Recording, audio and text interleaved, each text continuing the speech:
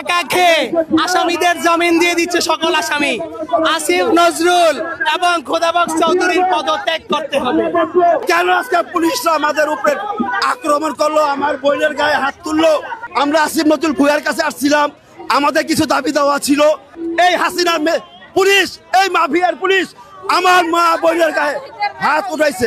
আমরা আসিফ নজরুল যাতে এই মন্ত্রণালয় না থাকতে পারে তার পদত্যাগ চাই। ওরা আমাদেরকে বিভাজন করতেছে, এখানে একটু ওখানে একটু, আমরা সবাই একসাথে আসি, ওনারা আলাদা ওনাদের দরজা ডিফেন্স করেন। প্লিজ আপনারা আপনাদের দরজা ডিফেন্স করেন, আমরা ওখানে হাত দিতে যাব না। আমরা এখানে আসি, আপনারা ওখানে চলে যান। আপনারা আমাদের সাথে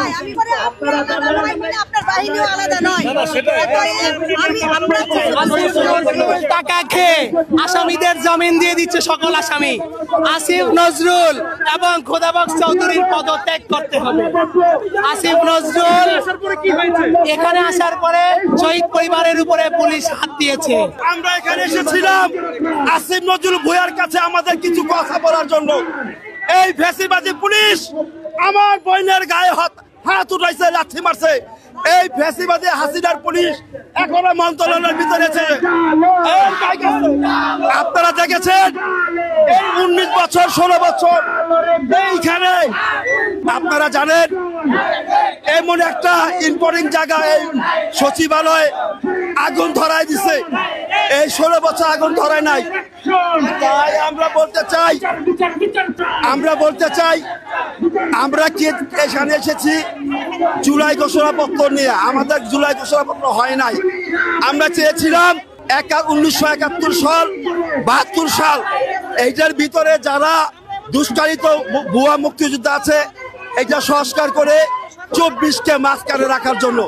যেরকম শহীদরা মুক্তিযোদ্ধারা যে সম্মান চেয়েছে, যে সম্মান পেয়েছে, আমার সন্তানরা যাতে এইভাবে সম্মানটা চায়। আর আমাদের বিচার কাজ, আমরা তো বাবা আর কিছু চাই নাই। তাইলে কেন আজকে পুলিশরা আমাদের উপরে আক্রমণ করলো, আমার বোনের গায়ে হাত তুললো? আপনাদের কাছে, দেশবাসীর কাছে বিচার চাই। এই শহীদ পরিবার, আমি যাত্রাবাড়ি থেকে শহীদ মিরাজে বাবা বলছি, আমরা কোনো রাস্তা বলক করতে আসি নাই, আমাদের একটা দাবি নিয়ে আসছিলাম। এই পুলিশ এখনো বলে শুয়ারের বাচ্চা কুত্তার বাচ্চা, এই সাহস কই পায়? এই ফ্যাসিবাদী দূর হয় নাই বাবা। তাই আপনারা পুলিশকে প্রশ্ন করেন কেন এই ধরনের আচরণ করলো, শহীদের বোনের গায়ে, শহীদের মায়ের গায়ে হাত তুললো। আপনারা প্রশ্ন করেন তাকে এই সাহস কই পাইলো? আমি শহীদের মিরাজের বাবা, আমরা রাজপথে, আমার সন্তানরা জীবন দিয়ে গেছে, আমরা অভিভাবকরা মাথায় কাপড় বেঁধে এই সচিবালয়ের মাঠে আমরা থাকবো। কত লোক মারতে পারে আমরা দেখবো। রক্ত লাগলে রক্ত নে, জুলাই 16 ফিরে দে। রক্ত লাগলে রক্ত নে, জুলাই 16 ফিরে দে। শহীদের সম্মান চেয়েছি ভাই। আমাদের মূল দাবিটা, আমরা আসিফ নজরুল ভূঁইয়ার কাছে আসছিলাম, আমাদের কিছু দাবি দেওয়া ছিল, কিছু কথা ছিল, কিছু কষ্টের বিনা কথা। আমাদেরকে ঢুকতে দেয়নি এই পুলিশ, এই হাসিনার পুলিশ, এই মাফিয়ার পুলিশ আমার মা বোনের গায়ে হাত উঠাইছে। আমরা আসিফ নজরুল যাতে এই মন্ত্রণালয় না থাকতে পারে তার পদত্যাগ চাই। কোনো আওয়ামী লীগের দোষকরা রাজপথে কোনো মন্ত্রণালয় যাতে না থাকে। আমরা আজ এখানে আসছি একজন ভিডিও ফুটেজে ধারণকৃত একজন খুনি, এত প্রমাণ থাকার পরও সে জামিনে কিভাবে মুক্তি পায়?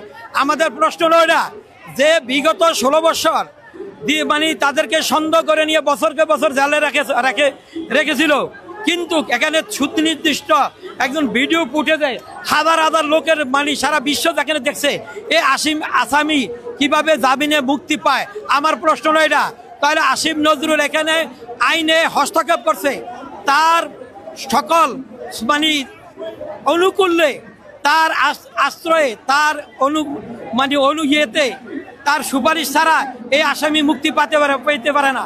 যার কারণে একজন আসামিকে ভিডিও এখন ডকুমেন্ট থাকার পরে যেহেতু ছেড়ে দিচ্ছে আসিফ নজরুলের সুপারিশে, এই জন্য আসিফ নজরুলের দ্বারা আমাদের সন্তানদের হত্যাকারীদের আমরা বিচার পেতে পারি না। আমি একজন সাধারণ মানুষ, যে একজন পুলিশের ছেলেকে গুলি করে হত্যা করছে, সে আসামিকে যদি ছেড়ে দেওয়া হয়, আমি পুলিশের কেউ না, আমি একজন সাধারণ মানুষ, কি করে আমি বিচার পেতে পারি? তাদের হত্যাকারীদেরকে নিরপেক্ষ তদন্তের মাধ্যমে তাদেরকে বিচারের আওতায় এনে তাদেরকে সর্বোচ্চ শাস্তি দেওয়া হোক, এবং তাদের বিচারের রায় হওয়ার পূর্বে কোনো আসামিকে যেমন ছেড়ে না দেওয়া হয়।